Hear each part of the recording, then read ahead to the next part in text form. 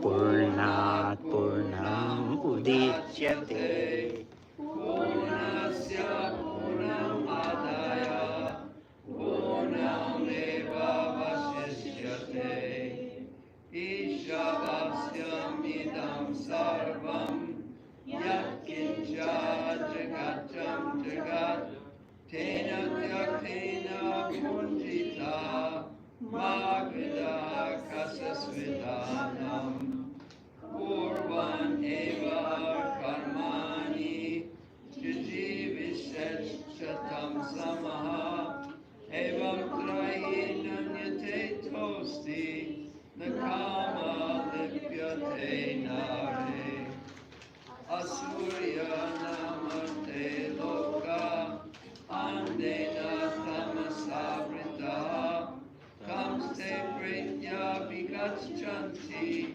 Yeke Jatmahano Janaha Anijarikam Manasojaviyo Nayatevar Apnuvan Purvam Arsat Tada Patonyam Atyeti Tistat Tasmin Apomatarisvadadati Tare Jati Tatnai Jati Tadure Tadvantike Tad Antarasya Savasya Tad Usavasyasya Vayataha Yastu Sarvani Bhutani Atmanyeva Nupasyati Savabhuteshu Tatmanam Tato Naviti Bhukshate Yasmin Sarvani Bhutani Atmaiva Bhutvijanata Tatro Komohakashoka Ekatvam Anupasyataha Sapaya Gachukram Akaryam Avrinam Asnaviram Shuddham Apapa Vidam Kavir Manisi Paribhosvayambur Yatatat Yatoritan Yadadat Shasvatsibhya Samabhyaha. That was not very easy. Anham Tamaha Pravishanti Ye Vidyam Upasate Tato Bhuyeva Tamo Yahu Vidyayam Radhaha Anyat Eva Bhur Vidyaya Yat Ahur Avidyaya Iti Shushuma Dhiranam Yenasta Vichachakshire Vidyam cha yas Tad Vedo Vayam Saha Avidyaya Mrityum Tirtva Vidyayam Ritam Asnute Andam Tama Pravishanti Ye Sambhutim Upasate Tato Bhuyeva Te Tamo Yahu Sambhutyam Radhaha Anyat Eva Hur Sambhavat Anyat Ahur Asambhavat Iti Shushuma Dhiranam Yenastad Vichachakshire Sambhutim cha vinasam cha Yastad Vedo Vayam Saha Vinashena Mrityum Tirtva Sambhutyam Ritam Asnute Hiranmayena Patrena Satyasyapi Tammukam Tattvam Pushan Pavrinu Satya Dharmaya Dristaye Pushan Ekashe Yamasuri Prajapatya Vyuharasmin Samuha Tejoyate Rupam Kalyana Tamam Tate Pasyami Yosavaso Purusha Soham Asmi Vayo Anilam Amritam Atedam Basmantam Shariram Om Krato Smara Kritam Smara Krito Smara Kritam Smara Agni Naya Sukataraya Yasman Vishmani Deva Vayunani Vidvan Yuyodarasma Churanameno Uyistam Te Nama Utim Videma So the verse we're doing today is mantra 2. So if you can go to mantra 2, and this one, I'll say it and then you repeat it. Not simultaneously, not at the same time. Okay? Purvan eva karmani. Jijiviset chatam samaha. Evam trai nanyate tosti. Nakama lipyate nare. Purvan eva karmani. Jijiviset chatam samaha. Evam trai nanyate tosti. Nakama lipyate nare. Purvan eva karmani. Jijiviset chatam samaha. Evam trai nanyate tosti. Nakama lipyate nare. Okay, someone else can chant. Purvameva karmani. Purvaneva karmani. Jijivisechatam samaha. Jijivisechatam samaha. Evam tvainanyate tosti. Evam tvainanyate tosti. Na karma lipyate nare. Nakama lipyate nare. Purvan eva karmani. Jijivisechatam samaha. Evam tvainanyate tosti. Nakarma lipyate nare. Purvaneva karmani. Purvaneva karmani. Jijivishechatam samaha. Jijivisechatam samaha. Evam tvainanyate tosti. Evam tvainanyate tosti. Nakarma lipyate nare. Nakarma lipyate nare. Purvaneva karmani. Jijivisechatam samaha. Evam tvainanyate tosti. Nakarma lipyate nare. Any men want to try? Purvan eva karmani. Purvaneva karmani. Jijivisyatam samaha. Jijivisechatam samaha. Evam tvainanyatyosti. Evam tvainanyate tosti. Na karme lipyate nare. Nakarma lipyate nare. Anyone else want to try? Karmaneva karmani. Purvaneva karmani. Jijivishechatam samaha. Jijivisechatam samaha. Evam tvainanyate tosti. Evam tvainanyate tosti. Na karma lipyate nare. Nakarma lipyate nare. Okay, you can repeat word for word. Purvan, doing continuously. Eva, thus. Iha, during this span of life. Karmani, work. Jijiviset, one should desire to live. Satam, 100. Samaha, years. Evam, so living. Trai, unto you. Na, no. Anyata, alternative. itaha, from this path. Asti, there is. Na, not. Karma, work.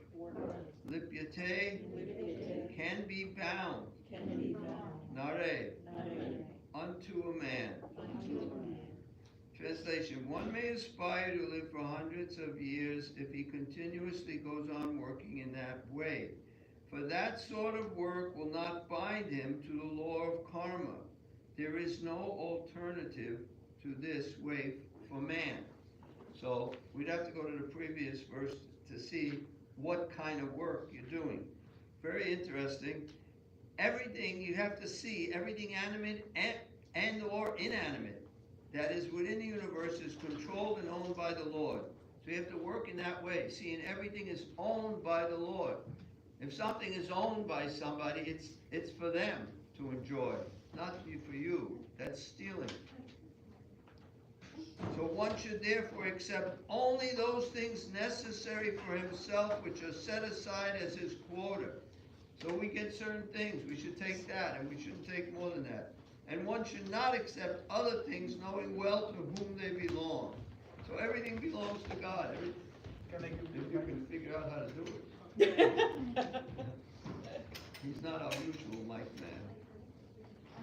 As I mentioned earlier, for those who missed, he's not here yet. Okay, so that's the work. And now, you may aspire to live for hundreds of years if you continuously go on working in that way. For that sort of work will not bind him to the law of karma. There is no alternative to this way for man. You have to work for Krishna, you have to work for Vishnu, and you have to see everything belongs to Vishnu or Krishna. So purport, no one wants to die. Everyone wants to live as long as he can drag on. We don't want to give up these bodies. We never want, we're attached. And because we're not understanding, we're the soul. We're thinking we're the body. As the soul, I'm eternal. And if I practice some Krishna consciousness in this lifetime, then I know I'm getting a better situation in my next life, even if I'm not going back to the spiritual world. I may not qualify to go back to it, but at least I'll be born in a Brahmin family or Vaishnava family. Somehow I'll be born in a situation where I can take advantage from birth and learning about this Krishna consciousness. I could be born first of all, as a human being. You would definitely take birth as a human being. It's pretty simple. If you have something, even part of your body, and you don't use it, you wind up losing the power to use it. You have to use things. Even people exercise, they use their muscles, and then they can use them. If you don't do anything, then you find you will lose the power. See, I remember that, I don't know how true all this, but when I was a kid, I saw in a newspaper about this man who has longest nails in the world, about 10 inches. He's got nails. Oh, there's the guy. We'll find out his excuse later. Somebody's moving fast now. But he had such long fingernails, and what he did was, I don't know if it was right arm, left arm, but wherever his nail, he didn't use that hand to do much. And then his hand was getting very weak and thinner, even than the other arm that he was using. So I don't know if he cut off his nails or he still was determined to be the first person with the longest nails and just let his arm go. But if you don't use something, it gets taken away. So if you don't use this human life for what a human life is meant for, human life is not meant for animals. Eat, sleep, mate, defend. That's animal life. Humans also eat, sleep, mate, defend. But we can understand who we are, who God is, and our relationship with God. Whereas animals cannot. If a dog can think anything, they might think you're God, if they can ever have a conception of God. Okay, we're going to stop here because we've got some work going on.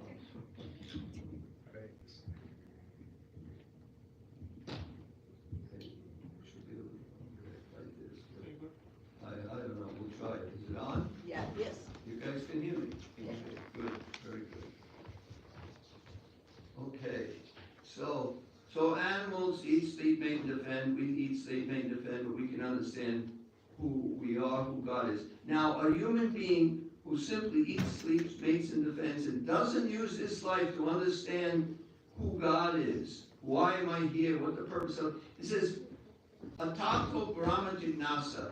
Now, in the human form of life, is the time to inquire about the absolute truth. What is the absolute truth? Who am I?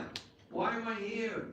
You know, we should be asking these questions. It says when one asks these questions, that is the beginning of human life. And until then, he's just a two-legged animal.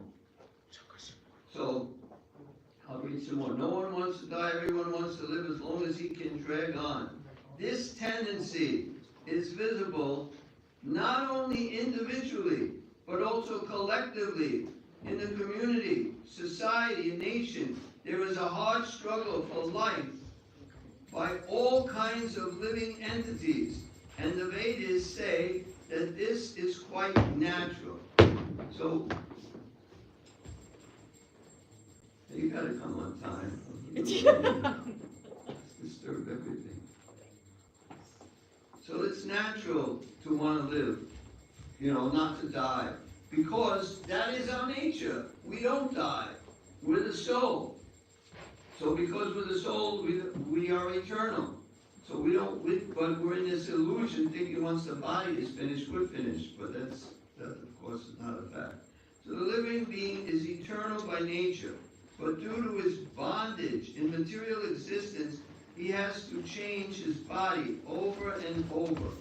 This process is called transmigration of the soul, or karma bandhana, bondage by one's work.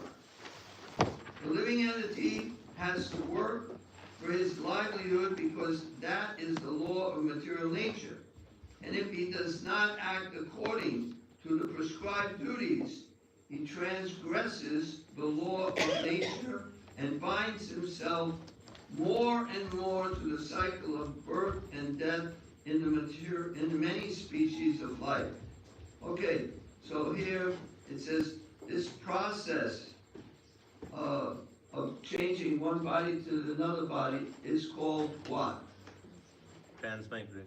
Transmigration. Somebody's paying attention.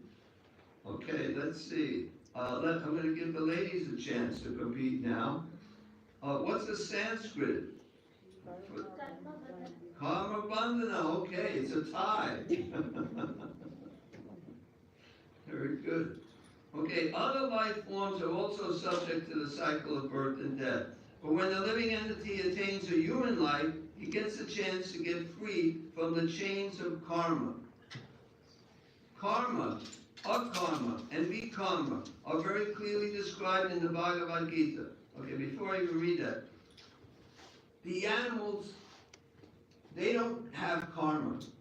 They're not like an animal that bites you, or it doesn't get a karmic reaction for it. It's just their nature. They're not creating karma, but they're suffering their karma from the previous human life they had. And eventually they'll come to the human again. So there's 3 species that in the next life they become humans. The lion or tiger becomes a human in the mode of passion. The monkey, or the ape becomes a human in the mode of ignorance. And the cow becomes a human in the mode of goodness. And then from the point of the human, now they work their way up. You know, there's the reptiles work their way up to whatever, fish, mammals, I don't know the exact order. You know, a cat becomes a dog or whatever in the next life. But there are 8,400,000 species, 400,000 human species. And I'm not sure if they're all on this, I don't think they're all on this planet, but there are about 400,000 human species in this universe. But there are 8 million different species. So say you're at the bottom of that 8 million list. Whatever kind of germ you are, I think it's the indigo germ, something like that. It's like the lowest species. So from that germ, you die and then you take birth as a little higher germ. And then going to these 8 million species, you wasted all this time because you were nonsense, not paying attention in the class at the temple. So you had to take birth again, and you had to come through all these species. So now you finally get the human life. We have to take advantage. Human life is like, you can go anywhere. You can go to the heavenly planets, you can go to the spiritual world, you can stay on this earthly planet, you can get a human body, you can get an animal body, you can go anywhere. It's a very, very special gift. But it's also a life of responsibility. The responsibility of humans is to take advantage of this human life and understand who you are, who God is, and what you're supposed to do with this life. Not just eat, sleep, make, defend, because that's the animals. You got to do more than that. You have to actually like in the previous verse, everything animate or inanimate belongs to the Lord. Everything should be used for the Lord. So the more we do that, guaranteed we'll get a minimum human birth. But we could get a higher birth within this universe, or we can go back to the spiritual world. It's a junction. The human form of life is a junction. You can go anywhere from here. So, and unfortunately, most people misuse their human life. And that's why Prabhupada was so determined to try to spread this Krishna consciousness all over the world to help people, so they don't have to come back again after this life. I mean, it's not like you could be a Christian, a genuine Christian, trying to follow Jesus, and you'll get at least a human birth in your next life. Or if you're really completely surrendered to Jesus, you can take birth on the planet where Jesus is, and then after that you can go back to Godhead.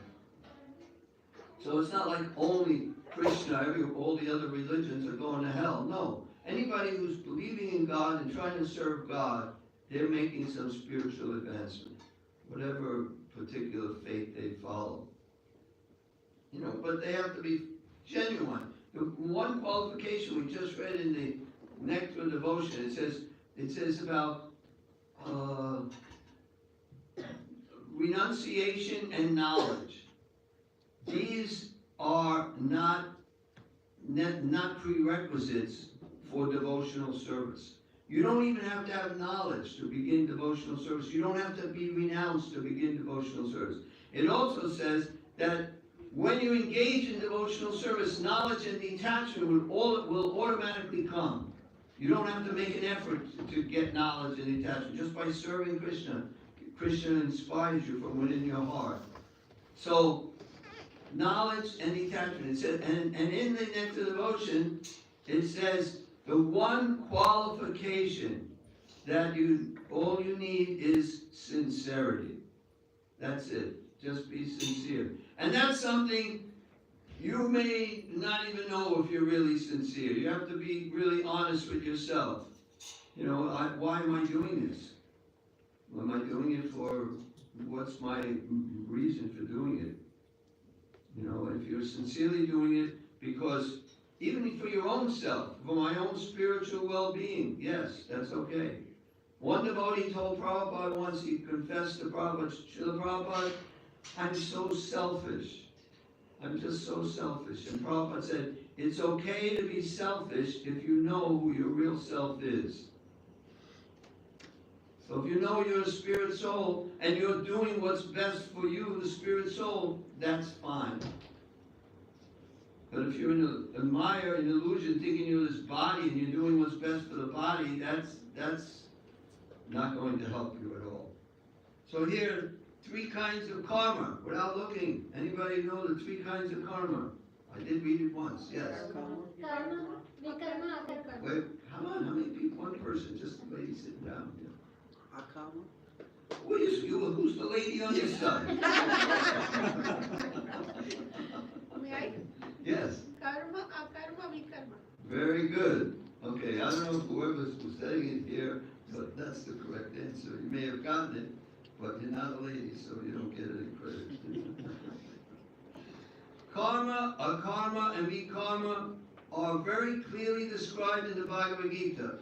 Actions that are performed in terms of one's prescribed duties, as mentioned in the revealed scriptures, are called karma. People today, at least in the West, I don't know how in India, but they use the word karma a lot, and they say good karma, bad karma. But karma really means good karma, doing good things. Karma is doing what you're supposed to do according to the scriptures, how you're supposed to act and behave.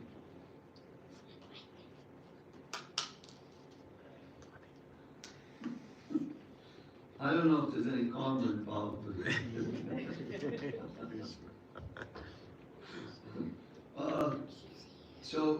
So that's what actions according to the scriptures.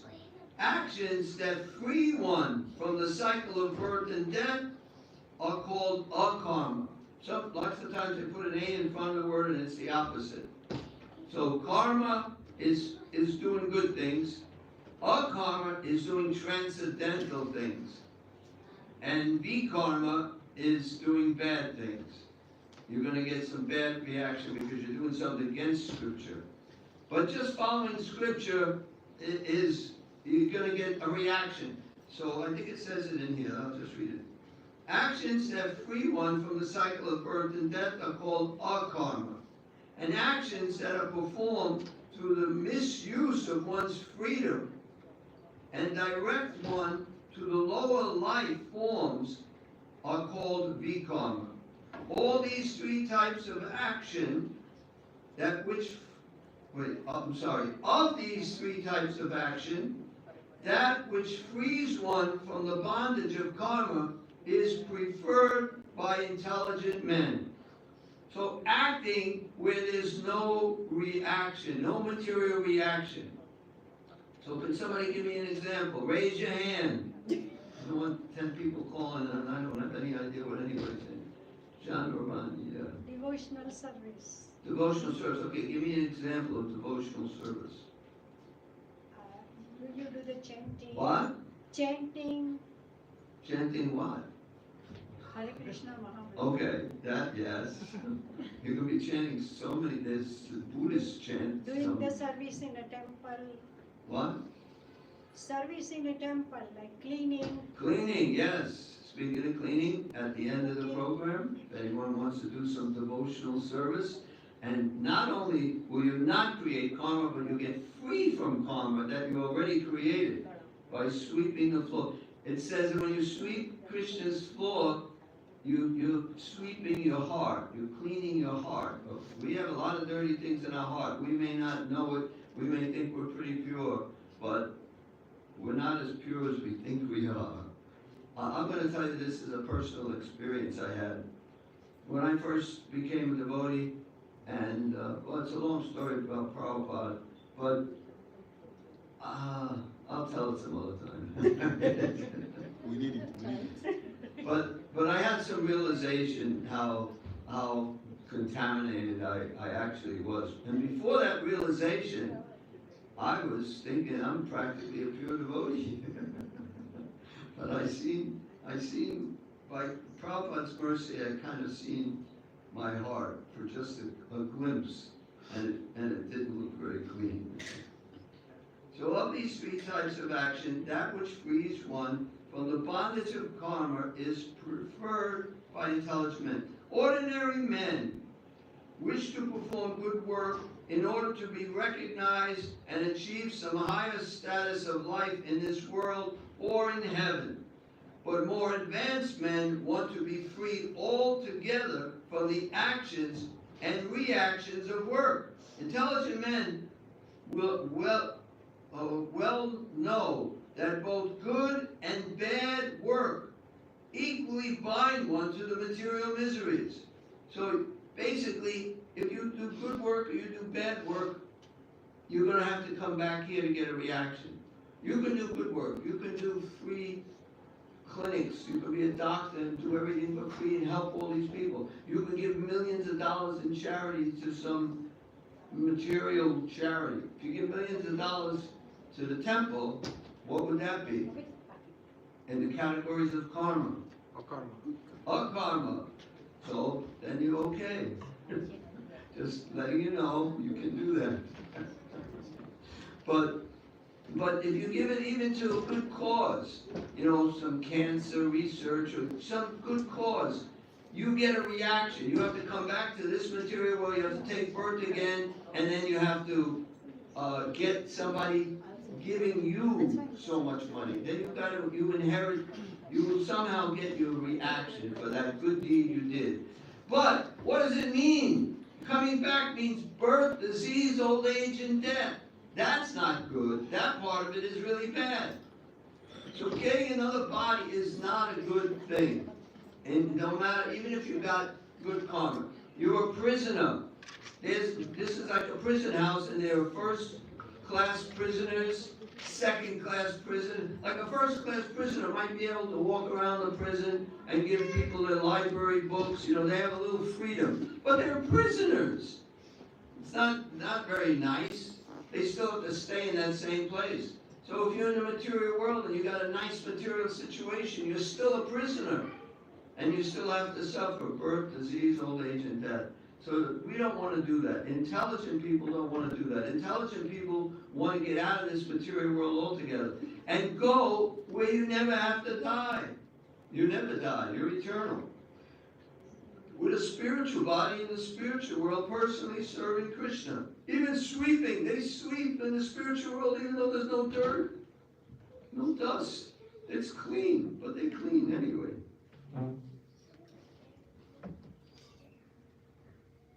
But you probably don't hear somebody saying you missed the spot.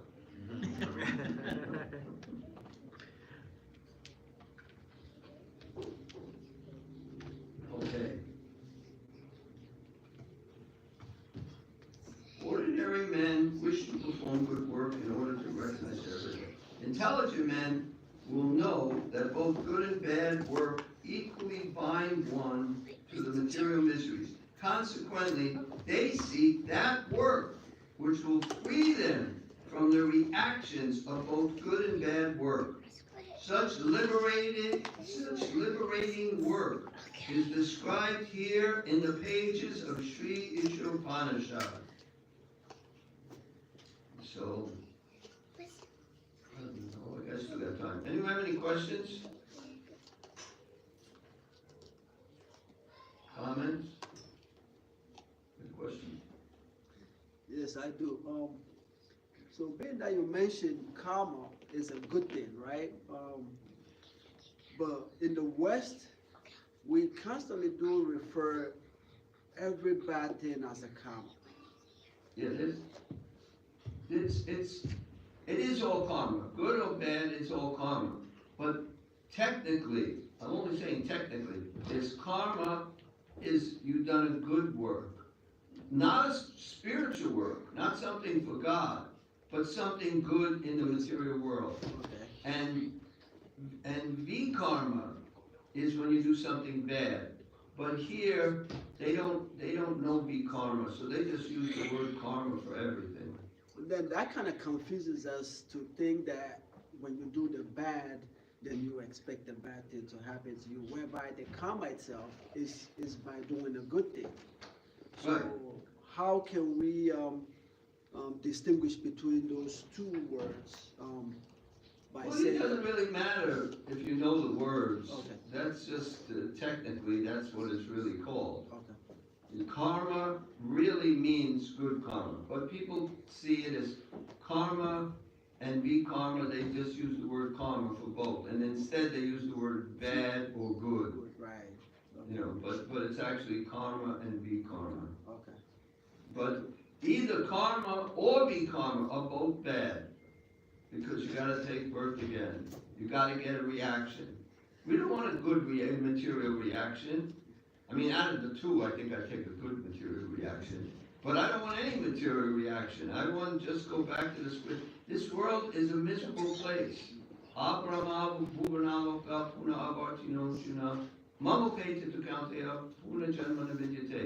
From the highest planet in the material world down to the lowest, all are places of misery wherein repeated birth and death take place.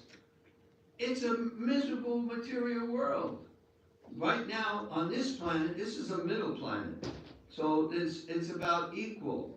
The happiness and the stress is about equal.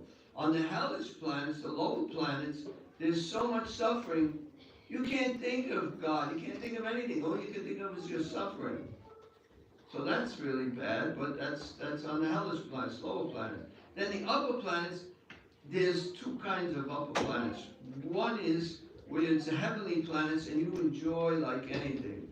The nicest sense gratification, all refined, everything is so beautiful. I mean, you can't compare to anything here on this planet Earth.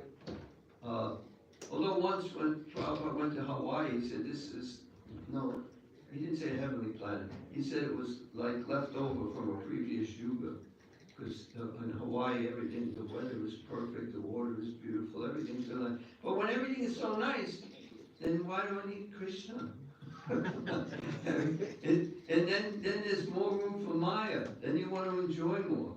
So you're better off having some happiness and some distress, so you realize, I got to get out of this place.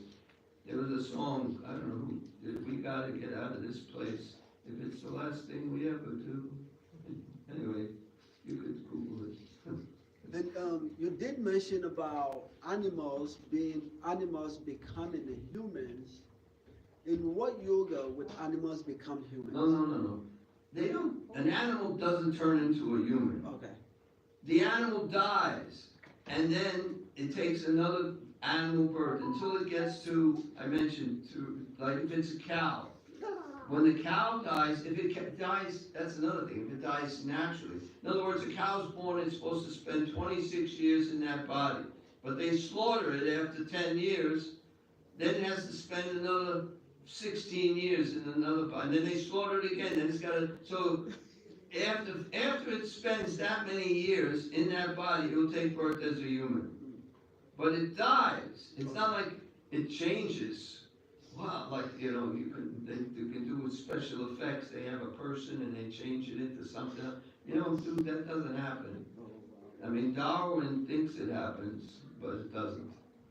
You know, there are these species. These species were written about millions of years ago, and they still exist today. Even though, like, even if something seems to not exist anymore, like the platypus or whatever it's called, but it's existing somewhere in the universe. It may not be on this planet, but it's still existing. All these species are existing. I don't know what kind of karma you have to become a platypus, or what line it's in the 8 million different species. But all of those species are there, and you work your way up. It's only in the human that's the junction where you can go anywhere. So it's really important. It's a life of responsibility. You know, if a dog, there's a red light and a dog walks across, he doesn't get fined, but a human could get a fine for crossing against the light. You know, so the rules are for humans, they're not for animals.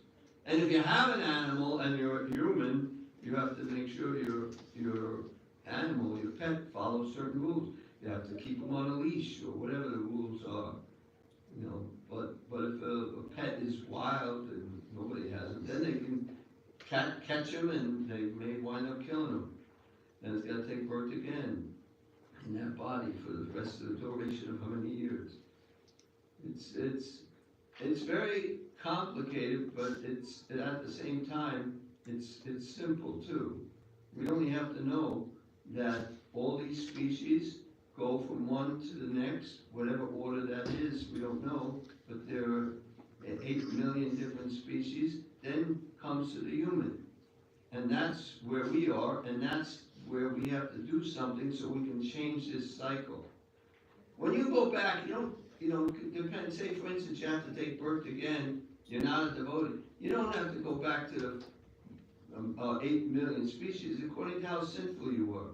You may take birth as some other animal. I don't know, but you know, this is Yamaraj. You go to the court of Yamaraj, and then they work things out. That's where you find out what your next birth is going to be. There was a king called Nirga, and he was such a good king. He would give out millions and millions of cows in charity to the Brahmins. And one time he gave a cow to a Brahmin, and then that cow that he gave to the Brahmin came back into where he kept his cows. And then he gave that cow to another Brahmin. And then the Brahmin somehow found out that the one Brahmin has it, knows it's his cow, and the other Brahmin who had it sees it and knew, how is he has my cow. So they go to the king. Why is this? You gave this cow to me. And the other one said, you gave it to me. So he did, he gave it to both of them. So he said, I'll tell you what, I'll give you each 10,000 cows. You give me that cow back and I'll give you each 10,000 cows. And just like Brahmins, they said no, they want that cow. So they both walk away really upset, and the king, when he died, and he went to the court of Yamaraj, Yamaraj told him, you have done so many pious, so much good karma. You've done so many pious things, but yet you did one thing, you gave this cow away to 2 different Brahmins. So you have to suffer and you have to enjoy. You got so much enjoying, and you also have to suffer for that sin that you committed. So he asked him, what do you want to do? Do you want to first enjoy your pious activities, the pious karma, pious credits, or do you want to suffer first? He decided he wants to suffer first so then he can enjoy without having to think about that he's going to have to suffer. So, at that time, anybody know he took birth as who knows the story? What? He took birth as what? You don't know? Nobody knows. What? What'd you say? Lizard. It's a lizard. How did you know? Lizard. Because I heard Was that you? No, I heard that story. But I thought that story. It's a lizard. God. The kid knows more than all you guys. That's what I heard. Anyway, he took birth as a lizard, but it wasn't just a regular lizard. He was a lizard in a well, and he couldn't get out of this well. And Krishna's sons, this is after Krishna went to Dwarka, had many sons. They were playing, and they saw this lizard in the well, and they tried to take him out, but they couldn't reach him. So they called their father Krishna, and Krishna went and he touched the lizard, and when he touched the lizard, he assumed his form as a demigod, or as a king, as a person who was not ordinary person. And then he told the story of it, how this all happened, and then he moved on. But because he was so pious, he got the mercy of Krishna personally, touched his lizard body. Anyway, so if you do good and you do bad, you got to get both things. I don't know if normally Yamaraj gives you a choice of what you want to get first, because I'm pretty sure we have so many sinful reactions we got to suffer, and so many pious reactions. So we get a little of this, a little of that. Probably if we get all the sinful reactions at once, we couldn't take it. So get a little break. But the whole point is not to get any more karma. Okay. Yes. Prabhuji, if we do a Can you talk karma, louder? if we do a karma, If you do what? if we do a karma Yeah. with A, Yeah. do we still need to do karma because to balance the vikarma? No. What happens to be karma? Because if You don't somebody, have to. If you do something bad, doing something good doesn't get rid of that bad reaction. You still get the bad reaction and you get a good reaction. It's still keeping the material world. You do something bad and then you do something for Krishna, you can get rid of all your reactions, good and bad. You don't want any kind of reactions. Akarma or karma are both bad. but if we do, I mean, vikarma, sorry. Yeah, vikarma. Somebody quote that. But I was if just testing you. What? but if we do a karma, then vikarma also, does that still stays?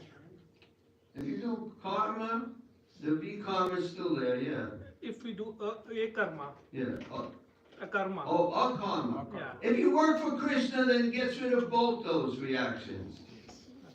I just read that here. Let's see here. Consequently, they seek that work which will free them from the reactions of both good and bad work. It's like the last sentence, next to the last sentence I read. Such liberating work is described here in the pages of Sri Isopanisad. So if you work for Krishna, you get rid of all your karma. In Sanskrit, it is means no. Karma means no karma, karma free. Akarma means karma free. So it means transcendental. Thank you.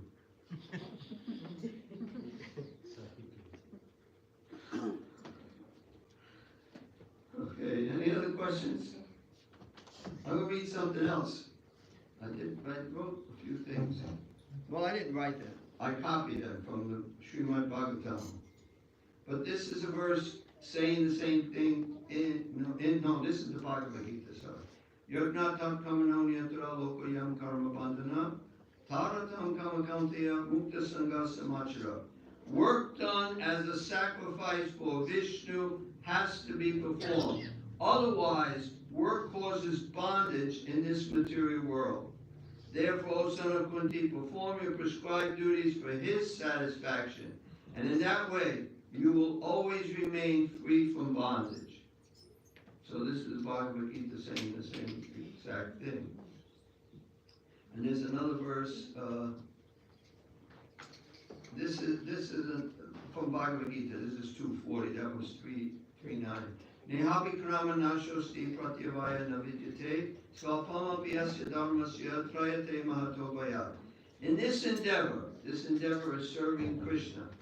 There is no loss or diminution, and a little advancement on this path can protect one from the most dangerous type of fear. So, when you're doing devotional service, you'll never lose anything. And even if you don't complete the process, it stays with you eternally. And it says that you get free from the most dangerous type of fear. And it's explained the most dangerous type of fear is when you leave this body, you fall down to a lower species. That will not happen if you engage in devotional service. This is from the Bhagavad-Gita 240. In this endeavor, there's no loss or diminution, and a little advancement on this path, just even a little, can protect one from the most dangerous type of fear. So you don't have to take birth again. So you should not just do a little so you don't have to take birth, you don't fall to a lower species. You should do so much so you get a spiritual body. That's the real goal. And we should know what the goal is, and we should try to get to that goal. Go back home, back to Godhead.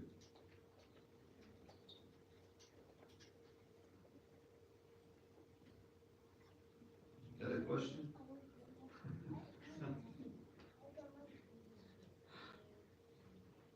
Any other questions? So, What? so in the one may aspire to live 100 years or whatever, which you mentioned. Why the bonded? How can that person would not be bound with the law of karma? Okay. Aspiring to live 100 years or more, it's basically saying not wanting to die. So how can you free from karma so you don't die? Is you have to get a spiritual body. You have to die. You have to give up this material body. Material body, you can't stay in the material body very long. 100 years is like the most you can stay in. I mean, people live a little longer sometimes, but that is, probably not a very pleasant life when you're that old.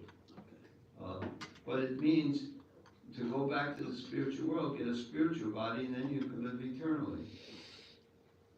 That's what we should be striving for. How And do this we is get the there? process. How do we get there?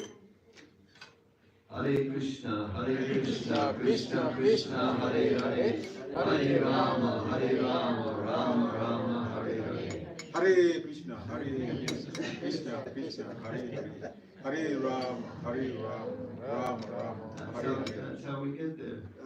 In this age, that's really the most important thing. And we have to learn all this.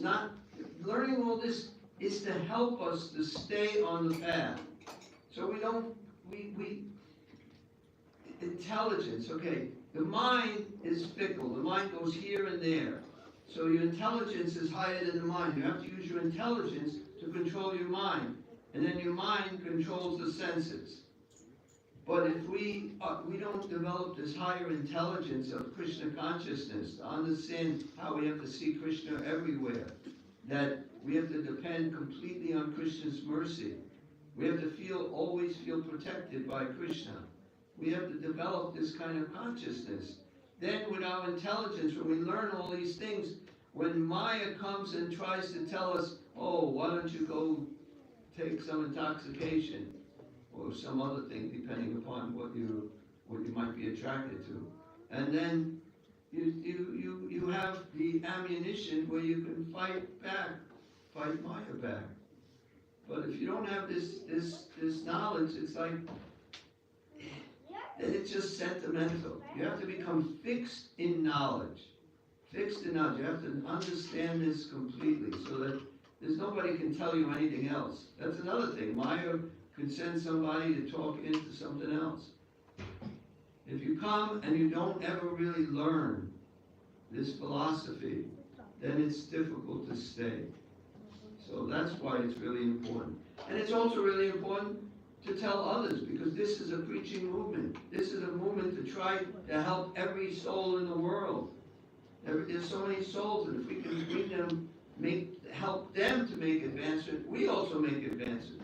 This is what Prabhupada did. He got all the devotees to go out and chant Hare Krishna, meet people, talk to them, sell books, give them books, do whatever they could to try to help these souls. It wasn't a business. He just did it because of his instructions from his guru. And you can see Krishna empowered him. You can't, at 70 years old, what are you going to do with no money? 70 years old, no money. I think $8 worth of rupees, which were completely useless in America. That was how much money he had. How can you come without any money to a foreign country and start a big world? He started the International Society for Krishna Consciousness when we were renting one little storefront on 2nd Avenue. He didn't say New York, International Society. With renting a little room.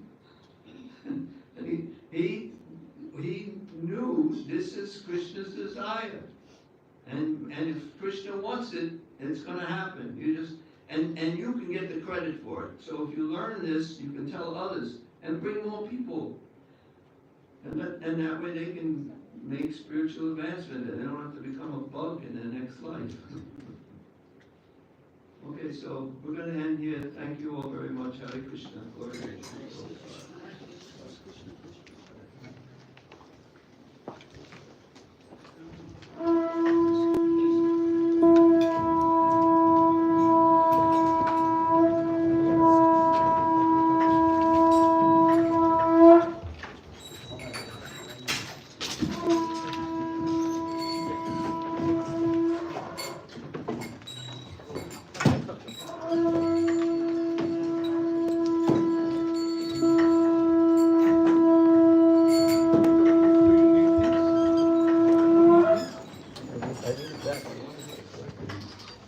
Can someone collect all of these sheets?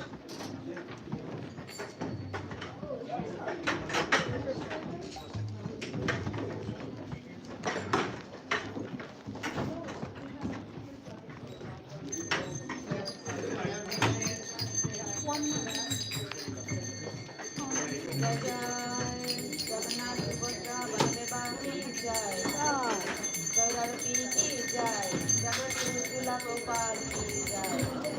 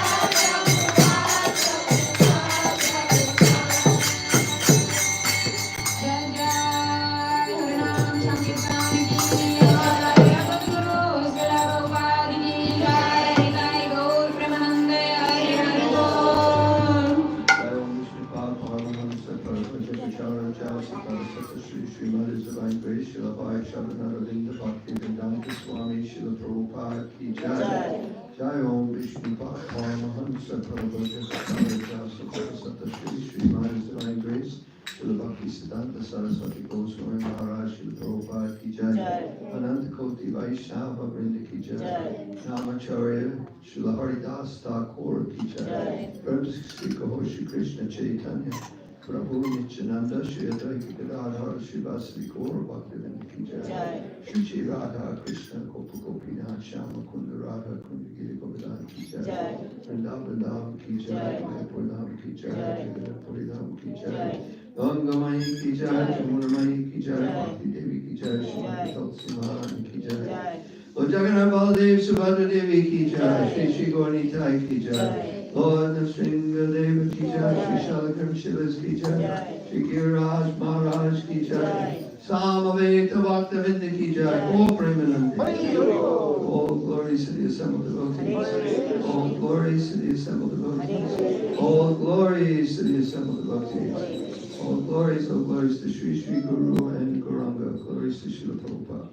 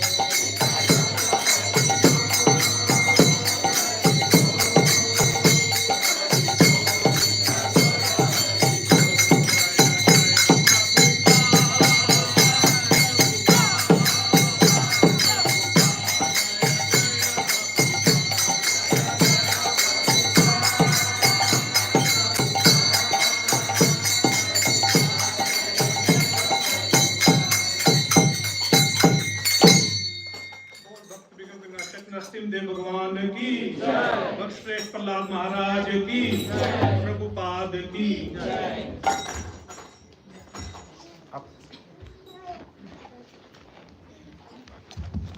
Hare Krishna. Thank you everyone. Thank you for joining us for the Sunday Feast program today. We have one feast sponsor for today. Meena Gupta Mataji is sponsoring the feast today for her son.